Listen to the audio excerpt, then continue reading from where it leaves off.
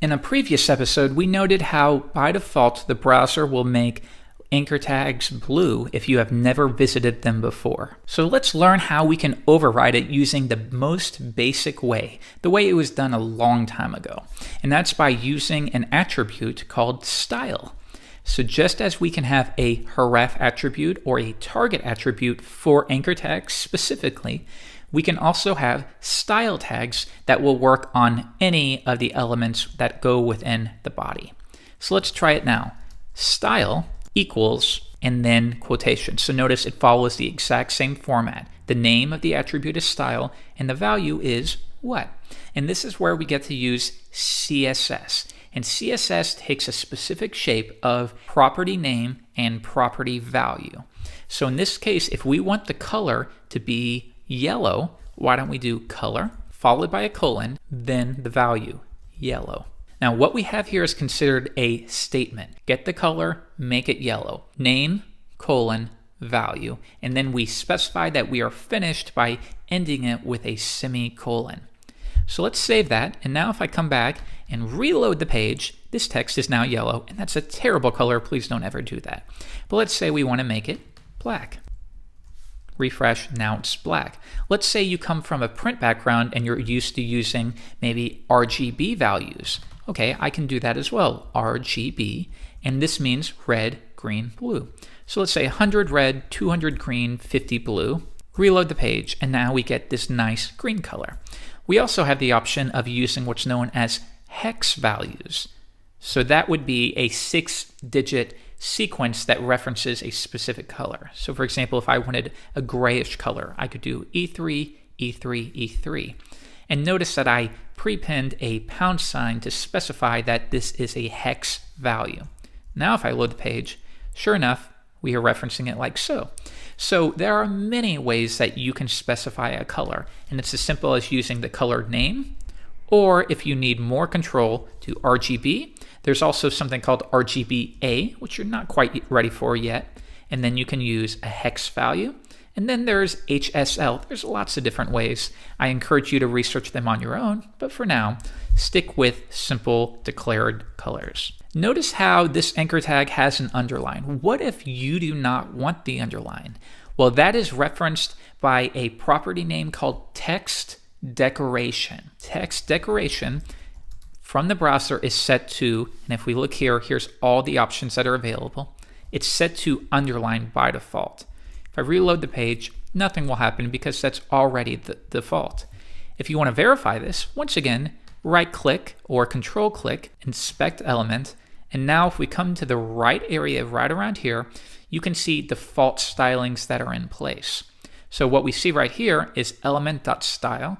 It is picking these values up from what we've specified right in here. But we can also review anything that's set by default. So notice user agent style sheet. This is the default style sheet. Text decoration of underline using this selector, and you'll learn about selector shortly. Just note that because it's crossed out, that means it was overridden by something else. And this is the cascading nature of CSS. You can override previous values so that you can be more specific.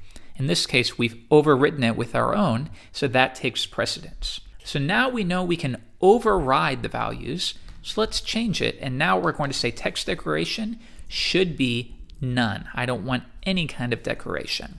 Now let's view it, and there's no underline. The first thing you may notice now, though, is very quickly, with two properties alone, our markup is starting to look really messy. And this gets away from the basic idea of using markup to describe our content. We're no longer just solely describing the content, we are styling the content as well. And there should be separation. There should always be separation. And that's why it's better to create a style sheet. We can create a style sheet by creating a new file, and we will give this a name of anything we want. I'll call it style. And to specify that it is a CSS file, it needs to end in an extension of not HTML, but CSS. Now, I will take everything we've declared here. I'm going to cut it, clean this up, and if I paste it in, let's see what happens with that alone. I'm going to come back, reload the page, and now it's no longer taking effect. And why? Well, we've created a new file, but how would the browser possibly know that we want to pull in the styling from this file? And it doesn't. We have to link to it. So would we link to it within the body? You could, but why would you? It's not going to be displayed on the page. It makes much more sense to link to your CSS files, maybe your JavaScripts, from the head. So we'll do that. We use a link element to link to a file. Now we need to tell it what's the relationship to this file. It's a style sheet that we're linking to. Next, where is it? So we're going to use that familiar href property that we learned with anchor tags. The href is going to be style.css. It's in the same directory, so I can reference it simply like so. Now, there will never be text within the link, so we can self-close it the way we did with meta tags. Let's get rid of this and self-close it, or again, it's just okay to do it like so as well. Just be consistent. If I load the page once again, it's still not taking effect. Why is that? Well, let's view the source and figure this out. I'm going to view the source, and you can link to specific pages. So notice, even though I'm in the source, I can view the HTML page that we're not linking to correctly. So now let's see if we are picking up style.css. Click on it, and yes, it is pulling in that file. So for some reason, it's not picking that up.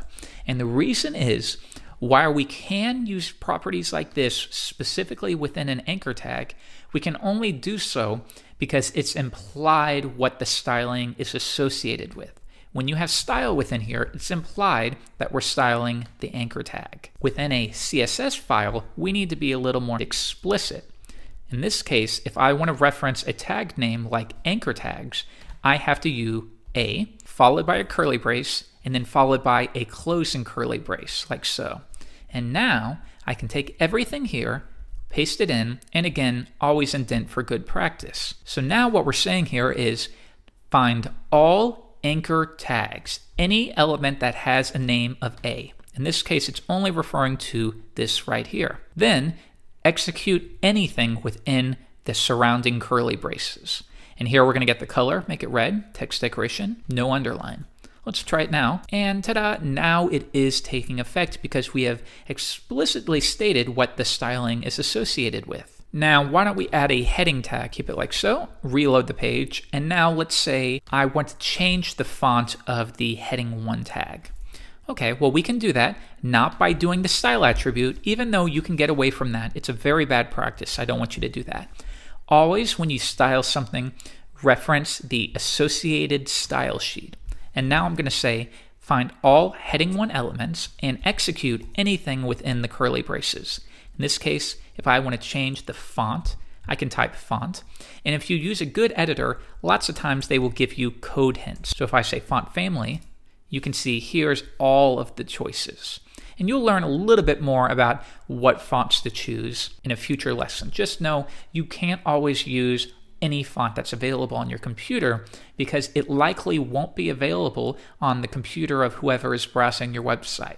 So there are HTML safe fonts that will be available on the huge majority of all computers. In this case, I'm going to specify Helvetica and a fallback, and that means if the user does not have Helvetica, fall back to Arial.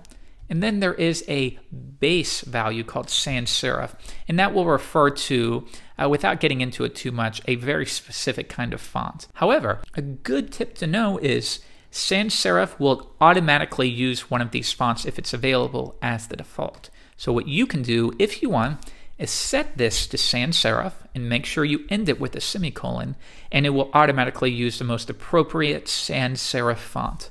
I'm going to save it. And now if I reload the page, you can see in this case, it seems to be using Helvetica. So congratulations, you've gotten your first dose of using CSS. You can do some amazing things with CSS. It's much more powerful than many might think. In the next episode tomorrow, I want to teach you a better way to organize your folder structures because already things are getting a little bit confusing. So we'll do that in the next episode.